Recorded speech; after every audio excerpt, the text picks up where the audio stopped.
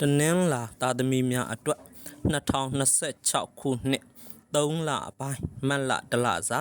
ကန်စာတာဟောစရန်ဖြစ်ပါတယ်။တနင်္လာနေ့သားသမီးများဟာဆိုရင်ဖြင့်ယခု3လပိုင်းတလတာမှာလုပ်ငန်းကိုင်ငန်းများအထူးတိုးတက်အောင်မြင်နိုင်တဲ့ကာလဖြစ်ပါတယ်။အလုပ်တဲ့အကိုင်အသစ်များကြံစီတိုးတက်အောင်မြင်ပါမယ်။အရင်ရှိပြီးသားလုပ်ငန်းများလည်းခိုင်မြဲစွာလည်ပတ်နိုင်မဲ့ကာလဖြစ်ပါတယ်။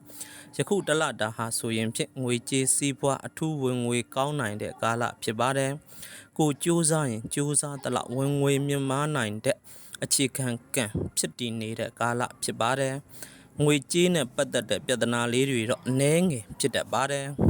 ။တနင်္လာအစတနင်္လာအဆုံးအမည်ရှင်များကတော့ယခု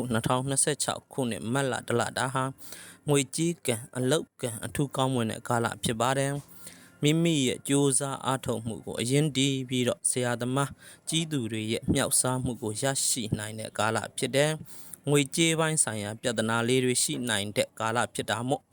ငွေကြေးစီမံခန့်ခွဲမှုတွေကိုတော့အထူးဂရုစိုက်ပြီးပြုလုပ်တဲ့ကာလဖြစ်တယ်။ဇနီးမယားအတွက်စိတ်ဆင်းရဲမှုတွေတွေ့ကြုံရနိုင်တဲ့ကာလဖြစ်တယ်။ခရီးသွားဖို့စီစဉ်ထားတဲ့အစီအစဉ်များပြတ်တတ်တယ်။ခရီးမှာအခက်အခဲလေးတွေကြုံတွေ့ရတတ်ပါတယ်။တနင်္လာအစအင်္ဂါအဆုံးအမည်ရှင်များငွေကြေးဝင်ငွေကောင်းမွန်နိုင်တဲ့ကာလဖြစ်တယ်။အိမ်ထောင်ပတ်များအတွက်စိတ်သောကရောက်နိုင်တဲ့ကာလဖြစ်တယ်။အိမ်ထောင်ဘက်ကအိမ်ကိုမကတ်တာတွေအကူအညီမရတာတွေကျမ်းမာရေးမကောင်းတာတွေတွေ့ကြုံရနိုင်တယ်။ဆွေမျိုးတွေကြောင့်စိတ်ဆင်းရဲရတတ်ပါတယ်။တနင်္လာအစဗုဒ္ဓဦးအဆုံးအမည်ရှင်များကတော့အထူးအောင်မြင်ပျော်ရွှင်ရနိုင်တဲ့ကာလဖြစ်တယ်။အကြိမ်ကြိမ်စူးစမ်းအားထုတ်မှုဖြင့်အောင်မြင်နိုင်တဲ့ကာလဖြစ်တယ်။စူးစမ်းလျင်စူးစမ်းသလောက်အရာထင်နိုင်တဲ့ကာလဖြစ်တယ်။တနင်္လာအစကြာတာပရိဆုံးအမည်ရှင်များကတော့ဒီကာလမှာဘာသာရေးကိုကြိုးစားလုပ်ကိုင်ပါမှကောင်းသောအောင်မြင်ခြင်းတွေရောက်ရှိလာနိုင်တဲ့ကာလဖြစ်တယ်။ရက်ဝေးရက်နီးခီးသွားတာတွေမလုပ်သင့်သေးပါဘူးเนาะစိတ်ညစ်ရတာတွေခီးစဉ်မှာပေါ့နော်အန်ဒီရဲ့ကျုံရတဲ့တားတွေတို့ဖြစ်တတ်ပါတယ်။သွားနဲ့ပတ်သက်သောယောဂများတလိပ်နဲ့ပတ်သက်သောယောဂများလည်းဖြစ်တတ်ပါတယ်။ဆက်သွယ်ရေးတွေ IT လုပ်ငန်းတွေ online လုပ်ငန်းများနဲ့ပတ်သက်ပြီးတော့စူးစမ်းရင်အောင်မြင်နိုင်တဲ့ကာလဖြစ်တယ်။ဆွဲနဲ့တော့စူးစမ်းရလိမ့်မယ်။ကံကအကြိမ်ကြိမ်ကြာရှုံးပြီးမှအောင်မြင်မယ်လို့နမိတ်ပြထားတယ်။တနင်္လာအစတောက်ကြအဆုံးအမည်ရှင်များကတော့ဒီကာလကစိတ်ညစ်စရာများပြားမဲ့ကာလဖြစ်တယ်။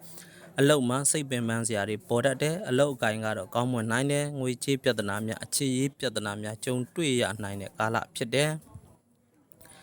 ငွေဝင်အရန်ကောင်းလာရင်ပြဿနာလေးတွေပါလာတတ်တယ်အိမ်ထောင်ရေးကံအထူးအားနည်းတဲ့ကာလဖြစ်တယ်အိမ်ထောင်ဘက်အပေါ်စိတ်တိုင်းမကြတာတွေအိမ်ထောင်ဘက်အတွက်စိတ်ဆင်းရဲရတာတွေအထူးကြုံတွေ့ရတတ်တယ်အိမ်ထောင်ဘက်နဲ့ခွဲခွာပြီးနေထိုင်ရတာတွေအတူနေရင်လဲအိမ်ထောင်ဘက်ရဲ့အကျိုးကျေးဇူးမခံစားရတာတွေတွေ့ကြုံရတတ်တယ်ညီအကိုမောင်နှမဆွေမျိုးတွေအတွက်လည်းစိတ်ဆင်းရဲရတတ်တယ်ညီအကိုမောင်နှမဆွေမျိုးတွေနဲ့အဝေးမှာခွဲခွာပြီးနေရတတ်တယ်ကျမ်းမာရေးချူချတတ်တဲ့ကာလဖြစ်တဲ့ထိခိုက်ဒဏ်ရာများလည်းရရှိတတ်လို့ပေါ့နော်အထူးဂရုပြုပြီးတော့နေထိုင်ရမယ့်ကာလအပိုင်းခြားဖြစ်တဲ့ရုံးပိုင်းဆိုင်ရာကိစ္စများမှာသူများကြောင့်ပေါ့နော်စိတ်ပူပင်ရတတ်တဲ့လက်အောက်ငယ်သားတော်လန်တတ်တဲ့ကာလဖြစ်တဲ့တနင်္လာအစနေအဆုံးအမည်ရှင်များကတော့ယခု3လပိုင်းမတ်လတလတာကာလမှာအောင်မြင်မှုတွေနဲ့စိတ်ပင်ပန်းရမှုတွေရောထွေးနေတဲ့ကာလဖြစ်တဲ့သူများရဲ့တာဝန်ပိုးတွေကိုထမ်းဆောင်ရတာသူများအတွက်ကြောင့်ကိုကျိုးရုပ်ရော့တာသူများကြောင့်စိတ်ညစ်ရတာတွေဖြစ်တတ်တဲ့ကာလဖြစ်တဲ့ကိုကျိုးအတွက်အကျိုးမရှိတဲ့အလုပ်ပိုးတာဝန်ပိုးတွေကိုထမ်းဆောင်ရတတ်တဲ့ကာလဖြစ်တဲ့အိမ်ထောင်ဘက်များနဲ့ခွဲခွာပြီးနေထိုင်ရတာတွေအတူနေရင်လည်းအိမ်ထောင်ဘက်ကကိုယ်စကားကိုနားမထောင်တာတွေပြောလို့မရတာတွေလှုပ်ချင်တာလှုပ်တာတွေနဲ့လည်းကြုံတွေ့ရနိုင်တဲ့ကာလဖြစ်တဲ့နိုင်ငံခြားခရီးစဉ်စီစဉ်ထားတဲ့သူများကြောင့်ခရီးစဉ်ပြတ်တာတွေခရီးမှာအခက်အခဲဖြစ်တာတွေကြုံတွေ့ရတတ်တယ်တနင်္လာအစတနင်္ဂနွေအစုံအမည်ရှင်ကတော့အထူးအောင်မြင်ပျော်ရွှင်နိုင်တဲ့ကာလဖြစ်တဲ့လှုပ်သမျှကိုင်သမျှကြံစီသမျှအောင်မြင်ဖြစ်ထွန်းနိုင်တဲ့ကာလဖြစ်တဲ့ဒီမတ်လတာတလတာဟာတနင်္လာအစတနင်္ဂနွေအစုံအမည်ရှင်များအတွက်ကတော့ရွှေထီဆောင်တဲ့ကာလပါပဲ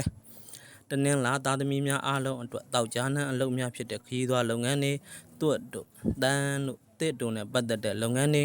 ပျော်ပွဲစားလုပ်ငန်းတွေဖြိုဖြေမှုနဲ့ပတ်သက်တဲ့လုပ်ငန်းတွေစားတောက်မှုဆိုင်ရာလုပ်ငန်းတွေလုပ်ကိုင်မယ်ဆိုရင်တော့အထူးဂရုပြုလုပ်ကိုင်ရမယ့်ကာလဖြစ်တဲ့ပြဿနာဖြစ်တာတွေပြဿနာရှာခံရတာတွေကြုံတွေ့ရနိုင်တဲ့ကာလဖြစ်တဲ့စာချုပ်စာတမ်းချုပ်ဆိုတဲ့လုပ်ငန်းတွေမှာအမှားအယွင်းတွေကြုံတတ်တဲ့ကာလမို့လို့အထူးဂရုပြုစီစစ်ပြီးလှုပ်ဆောင်ရမယ့်ကာလဖြစ်တဲ့ တနင်္ဂနွေနေ့နံနက်၈နာရီမှ10နာရီအတွင်းမှာကြံပင်တို့ကိုကိုပင်တို့ခန်းကော်ပင်တို့လိုတနင်္လာနံတစ်ပင်အောက်မှာ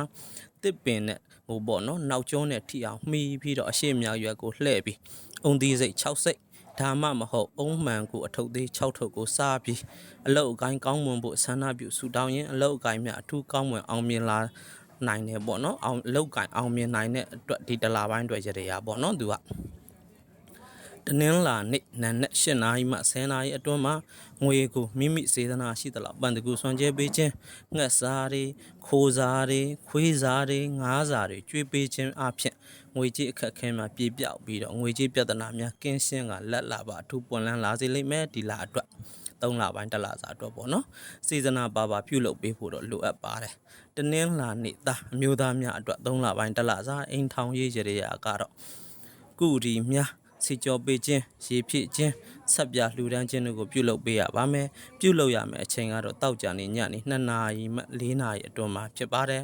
အဲ့ဒီလိုလုပ်ပေးခြင်းအပြင်တာယာပျော်ရွှင်တဲ့အိမ်ထောင်ရေးဒုက္ခများကိုရရှိနိုင်မှာဖြစ်တယ်အိမ်ထောင်ရေးဒုက္ခကြုံတွေ့နေရတဲ့တနင်္လာသားသမီးများတနင်္လာအမျိုးသမီးပေါ့နော်တနင်္လာသမီးများအနေဖြင့်ကိုအင်္ဂါချွတ်တဲ့နေတဲ့အသက်ကြီးသောအမျိုးသားပေါ့နော်အသက်ကြီးသူကိုအင်္ဂါနေ့နံနက်မနက်6နာရီမှ8နာရီအတွင်းမှာကိုနှစ်သက်တဲ့အင်္ဂါနဲ့အစားအစာများဆန်စီအပါအဝင်နှစ်သက်သောအင်္ဂါနဲ့အစားအစာများကိုစေစနာရှိသလောက်ထောက်ပံ့လူဒန်းပြီးတော့